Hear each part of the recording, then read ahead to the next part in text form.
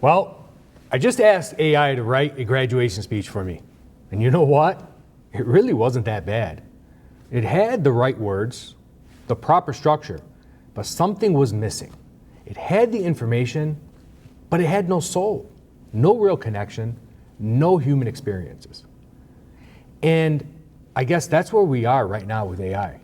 Transforming education, changing the way students learn, teachers teach, and how information is processed. But here's the big question. How much is too much? When does AI become a tool, and when does AI become a crutch? With this said, please join us as we explore these questions in our newest episode of District Discourse.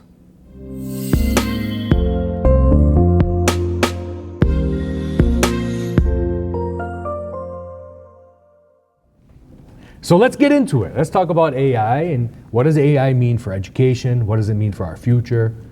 And how are we going to build off of AI to make the greatest experience possible for our students, our staff, and our community?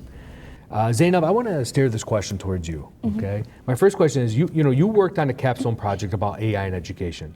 What is one thing that surprised you about how AI is being used in schools? It's easy to think that AI is only used as like a means to like cheat or like a way to just like get a shortcut, but like in reality, like since I started using AI, like for example, I take a lot of AP classes, and like I don't really have anyone like at home to like help tutor me or help teach me like certain lessons or things that I don't understand, and like a YouTube video or just like notes, that's not gonna it's not gonna answer all the questions that I have. So like I feel like AI has really been useful in like helping tutor me like one-on-one for like stuff that I really don't understand. I 100% agree with her, and that's been one of the most helpful aspects of AI in my classroom. Is a lot of times it can be difficult to go back and reteach certain concepts or provide additional support to students who aren't as familiar with the content or who didn't master it as well as other students. And having AI tutors or AI chatbots to help them bridge that gap has just been a tremendous resource. In the classroom, are you having students use it while they're with you in the classroom, like for specific assignments or specific things? Yes, I've done it a couple times. There's a new feature of Brisk called Brisk Boost. There's a number of different AI chatbots you can use with it. So far I've used the AI Tutor, which has been a tremendous help with catching students up on simple grammar concepts or just catching up on simple concepts that they didn't perform as well at. Another one that has been really useful was an AI debate tool where students debated against the AI on a certain topic. So it started them out with a general question where they had to take a side on one particular issue. And as the conversation went on, the chatbot asked them deeper and deeper questions and prompted them to think about it from alternate perspectives and to really go into a lot of detail in their responses, which has been really enlightening for me in a couple ways. First, it showed a little bit of a disconnect that I think exists between what students believe is a well-supported answer and what we're really looking for. So it provided a really great opportunity to have that conversation to really kind of dig deeper into their writing. And it also really helped them engage in looking at alternative perspectives and defending their answers. We talk about in education all the time, our students having the ability to analyze, to synthesize, to be able to draw connections between different sources or different, elements of writing, different types and forms of writing. And it sounds, and I guess what I'm hearing too is, you're one teacher in the classroom of, let's say, 30 students. Exactly. I can't get around to all 30 students and have that one-on-one conversation to get them to move further or to get them to look deeper into it. But if they have their individual tutor, they have this individual conversation partner to help them do that, it's a fantastic resource. So it's literally like every student who's on a computer has another teacher in front of them. Exactly. That's it's like I have 30 assistants in the classroom. Oh, that's awesome, man. Now I want to go back in time when I was not only a student, but when I was a teacher too. Jeez, that's great. I wanted to ask you a question in terms of AI. Where do we draw the line between using AI as a tool and relying on it too much? Like, what's your perspective as a student? I think that it's really easy to take AI and use it as something to just, like Zainab mentioned, as a shortcut and take it just to get answers from. But I think that while AI is good in a lot of places, it also oftentimes kills creativity. And a lot of issues that are rampant now in our schools. And I think that it's important that teachers connect with students and students are taught to use AI in a way that's responsible. Because with everything, too much of a good thing could become a bad thing.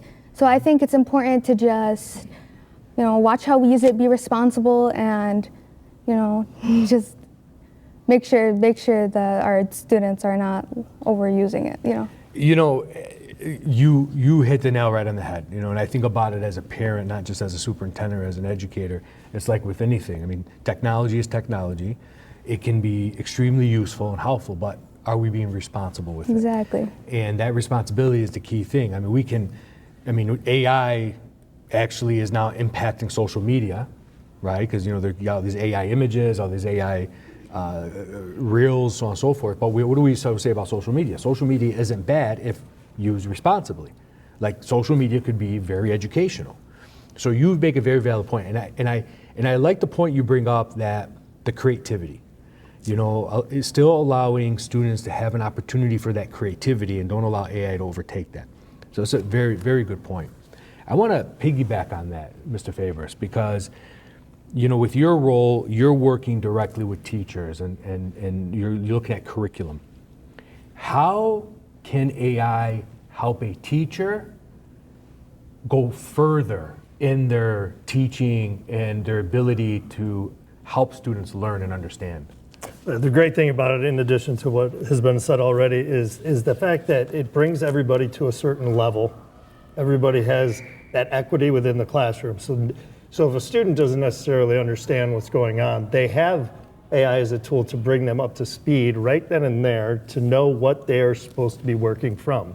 And another brilliant thing about AI is that it brings back education to questions more so than answers. Now you have this information. The creativity part comes in with, well, how can I further my thinking? How can I further what I've been given to learn more, to know more, to think about more? And I think that whole process, by having that equity and having the foundational information to start with, brings everybody up to a level, and then you can take it from there. When I was a teacher, the longest part of my job was lesson planning. What does AI do for lesson planning for teachers? It's really amazing. You can take any topic. I actually did this with a teacher. We were sitting there talking, and I said, "What are you working on right now?"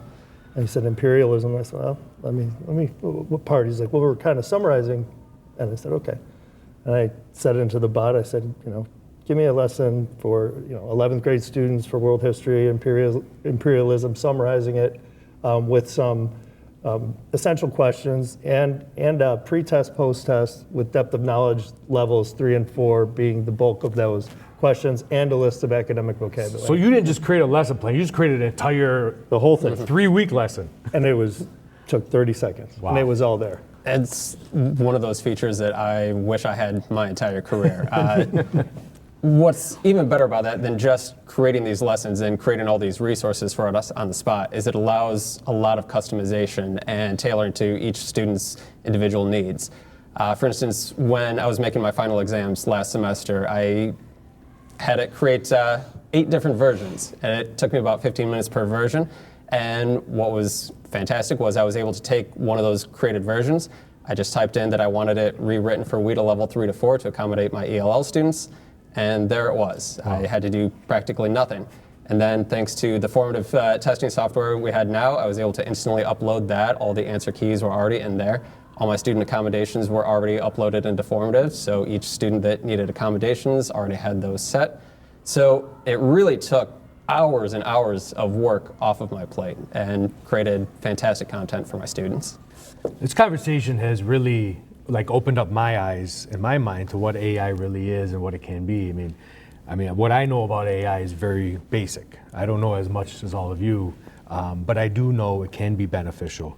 But I know we've touched upon it a little bit already, but the risks of AI. I know there's people out there that the minute you start talking about AI, they think about killer robots. Like it's going to be Terminator Judgment Day all over again, and Arnold Schwarzenegger is going to appear out of the blue, and next thing you know, we're going to be in Armageddon. I don't think that's where AI is. Hopefully, God willing, it never gets there. But on a more serious note, though, as students, you're going to be ahead of the game than all of us because you're going to learn it, you're going to use it. I'm sure you're probably jumping into it, head first already. But, just to start with you, talk to me. I know you already talked about losing creativity, but what can be some of the risks to students and to young adults when it comes to AI? I feel like AI, it's just like how the emergence of technology like smartphones and things like that, people were worried that, people are going to stop reading books, people are going to stop engaging in creative acts like that. I feel like the same risks are with AI now, how I've already spoken about creativity. But AI can, in a way, could make people lazy. It could make people feel less inclined to go searching for knowledge, and because education is important and seeking education is important as well. So I feel like the shortcut that AI offers is it's just easy to be misused. It's really easy to be misused, and it's important that we, offset that by creating good habits from the get-go when AI is still early. Those are very good points. I like how you draw the connection to cell phones, and because you're right, every new piece of technology, there's always this fear of what's next. And then when you look back, like, oh my God, it was not even a big deal. Like, what's going on? What do you think, Zainab? Like, do you agree, or do you have like more things that could be a risk to young men and young women? I definitely do agree. Like, I think it does. It kills creativity, but also like I think it's more the way you use it. So like a lot of times, like if I just need an idea, like I like brainstorming something, or like earlier, like when you guys mentioned like buying gifts or something, like it's easy to just like start just a foundation for something to get you an idea, to get you going. So it's just how you use it, honestly. Taking the idea of risks, Mr. Walsh, you've seen different technologies come through education over the years, and as a teacher, as a parent, as someone who is speaking to parents and young men and young women, what are some of the risks you want them to be aware of? I want them to be aware that this is a very new technology. This is a change in education that we really haven't seen before. It requires a brand new set of skills, a brand new way and approach to interacting with knowledge, a whole new mindset to what is the appropriate way to interact with it.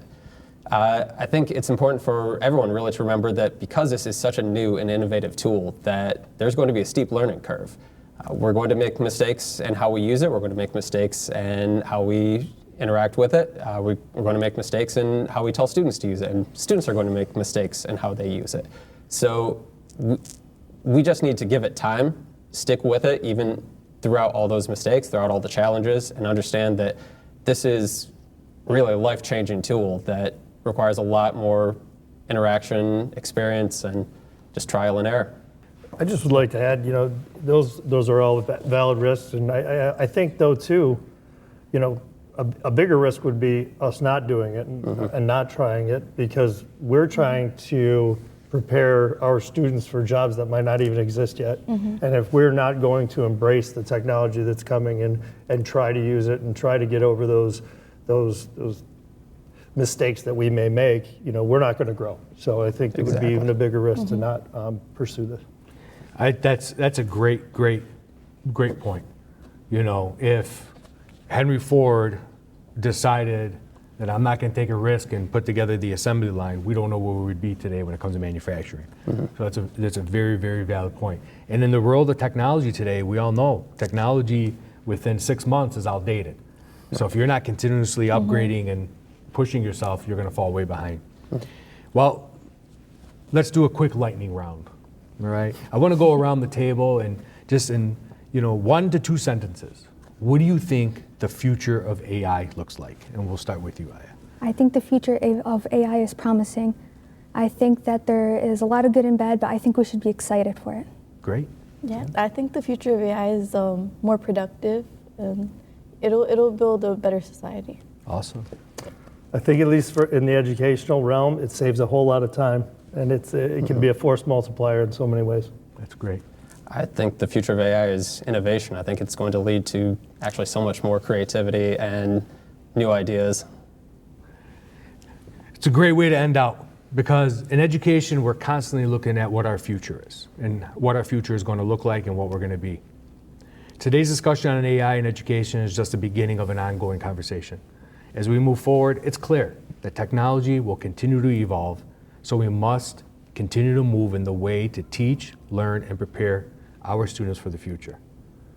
A huge thank you to the four of you for joining me in this episode of District Discourse to talk about the future of AI and how we can use AI to enhance our educational environment, but also the opportunities for our students.